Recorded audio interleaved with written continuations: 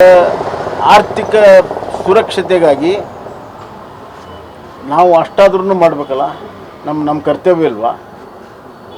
ಹಿಂದೆ ಲಾಲ್ ಬಹದ್ದೂರ್ ಶಾಸ್ತ್ರಿ ಅವರು ಆಹಾರದ ಕೊರತೆ ಆದಾಗ ಒಂದು ಹೊತ್ತು ಉಪವಾಸ ಮಾಡ್ರಿ ಅಂತ. ನಮ್ಮ ಪ್ರಧಾನಮಂತ್ರಿ ನರೇಂದ್ರ ಮೋದಿ ಅವರು ಬಂದ ತಕ್ಷಣವೇ ಶ್ರೀಮಂತರೆಲ್ಲ ನಿಮ್ಮ ಗ್ಯಾಸ್ಗಳನ್ನು ಉಪಯೋಗ ಮಾಡೋದನ್ನು ತ್ಯಜಿಸಿ ಅಂತ ಹೇಳಿದ್ರು. ಅದಕ್ಕೆ 6 ಕೋಟಿ ಜನ ಸ್ಪಂದನೆ ಮಾಡಿದ್ರು. ಕೋವಿಡ್ ಸಂದರ್ಭದಲ್ಲಿ ಹಲವಾರು ರೀತಿ ಜಾಗೃತಿ ಮತ್ತು ನಾಗರಿಕ ನಡವಳಿಕೆಗಳ ಬಗ್ಗೆ ಪ್ರಧಾನಮಂತ್ರಿಗಳು ಹೇಳಿದರು. ಅವೆಲ್ಲ ಮಾಡಿದ್ರಿಂದಲೇ ಕೋವಿಡಲ್ಲಿ ನಾವು ಸುರಕ್ಷತೆಯನ್ನು ಒದಗಿಸೋಕ್ಕೆ ಸಾಧ್ಯ ಆಯಿತು, ಜನರ ಪ್ರಾಣವನ್ನು ಉಳಿಸೋಕ್ಕೆ ಸಾಧ್ಯ ಆಯಿತು. ಪಕ್ಕದ ಚೈನಾ ಮತ್ತು ಹಲವಾರು ದೇಶಗಳಲ್ಲಿ, ಯುರೋಪ್ ದೇಶ, ಅಮೆರಿಕ ದೇಶದಲ್ಲಿ ಸಾವು ನೋವುಗಳು ಅತಿ ಹೆಚ್ಚಾದರೂ ಕೂಡ ನಾವು ಇಂಥ ದೊಡ್ಡ ಜನಸಂಖ್ಯೆ ದೇಶ ಕೋವಿಡ್ನಿಂದ ಸುರಕ್ಷತೆ ಸಿಗೋಕ್ಕೆ ಸಾಧ್ಯ ಆಯಿತು. ಅದೇ ರೀತಿ ಇವತ್ತು 2012-13 ಚಿದಂಬರಂ ಅವರು ಇದೇ ಬಂಗಾರದ ಖರೀದಿ ಬಗ್ಗೆ, ಅದ್ರ ಬಗ್ಗೆ ವ್ಯಾಮೋಹ ಬೇಡ, ಅದು ಒಂದೇ ಇನ್ಸ್ಟ್ರೂಮೆಂಟ್ ಅಲ್ಲ, ಅಲ್ಲಿ ನೀವು ಹಣವನ್ನು ಹೂಡಿಕೆ ಮಾಡಬಾರ್ದು ಅನ್ನುವಂಥ ಮಾತನ್ನು ಕೂಡ ಅವತ್ತು ಅವರು ಕೂಡ ಹೇಳಿದ್ದಾರೆ. ಕಾಲಕ್ಕಾಗಿ ಇವತ್ತು ಒಂದು ಹೇಳ್ತೀನಿ ನಾನು, ಅಮೇರಿಕ ಮತ್ತು ಇರಾಕ್ ನಡುವೆ ಯುದ್ಧ ಆದಾಗ 3 ದಿವಸಕ್ಕೆ ಪೆಟ್ರೋಲ್ ಡ್ರೈ ಹೋಯಿತು. ಪೆಟ್ರೋಲ್ ಬಂಕಲ್ಲಿ ಮತ್ತೆಲ್ಲ ಕಡೆ ಪೆಟ್ರೋಲ್ ಡೀಸೆಲ್ ಡ್ರೈ ಆಗಿ ಹೋಯಿತು. ಕಿಲೋಮೀಟರ್ ಗಟ್ಟಲೆ ಕ್ಯೂ ಇತ್ತು. Scooter, motor cycle, car, truck 3 ದಿವಸಕ್ಕೆ ಕಾಂಗ್ರೆಸ್ ಆಡಳಿತದಲ್ಲಿ.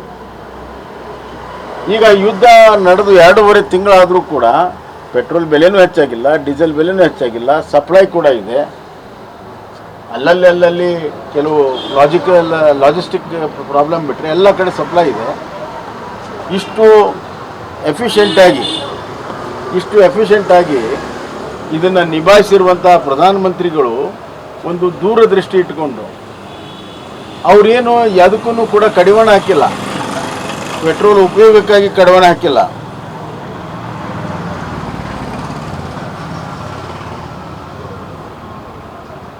ಪೆಟ್ರೋಲು ಡೀಸೆಲ್ ರೇಷನಿಂಗ್ ಮಾಡಿಲ್ಲ, ಕಡಿವಾಣ ಹಾಕಿಲ್ಲ.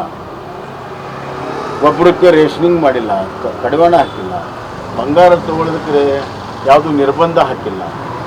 ವಾಲಂಟಿಯರಾಗಿ ನೀವು ಇದನ್ನು ಮಾಡೋಕ್ಕೆ ಸಾಧ್ಯ. 1 ವರ್ಷ ಬಂಗಾರ ತೊಗೊಳ್ಳೋದು ಬಿಟ್ಟರೆ ಏನಾಗಲ್ಲ, ಮುಂದಿನ ವರ್ಷ ತೊಗೋಬೋದು. ನಾವು ವಿದೇಶ ಪ್ರವಾಸವನ್ನು ಮಾಡೋ ಬದಲು ಇಲ್ಲಿ ಮಾಡಬೇಕನ್ನುವಂಥದ್ದು ಇದೆ.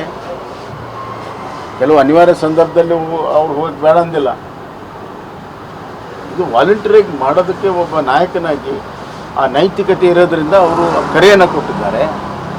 ಇದ್ರ ಬಗ್ಗೆ ವಿರೋಧ ಪಕ್ಷಗಳು ಅದರ ವ್ಯಾಖ್ಯಾನವನ್ನು ಬೇರೆ ಬೇರೆ ರೀತಿಯಲ್ಲಿ ನೋಡಿದರೆ ಕಾಂಗ್ರೆಸ್ ಪಕ್ಷಕ್ಕೆ ದೇಶಭಕ್ತಿನೂ ಗೊತ್ತಿಲ್ಲ, ದೇಶಕ್ಕೆ ತ್ಯಾಗ ಮಾಡೋದು ಗೊತ್ತಿಲ್ಲ. ಒಂದು ರೀತಿಯಲ್ಲಿ ನಮ್ಮ ಭಾರತ ದೇಶದ ಹಿತಾಸಕ್ತಿಗೆ ವಿರುದ್ಧವಾಗಿ ಅವರ ಹೇಳಿಕೆಗಳಿದ್ದಾವೆ. ಒಂದು ಜವಾಬ್ದಾರಿತ ಪಕ್ಷದ ಹೇಳಿಕೆ ಅಲ್ಲ. ನಿಜವಾಗಲೂ ಕಾಂಗ್ರೆಸ್ನವ್ರು ನಾಚಿಕೆ ಆಗ್ತದೆ.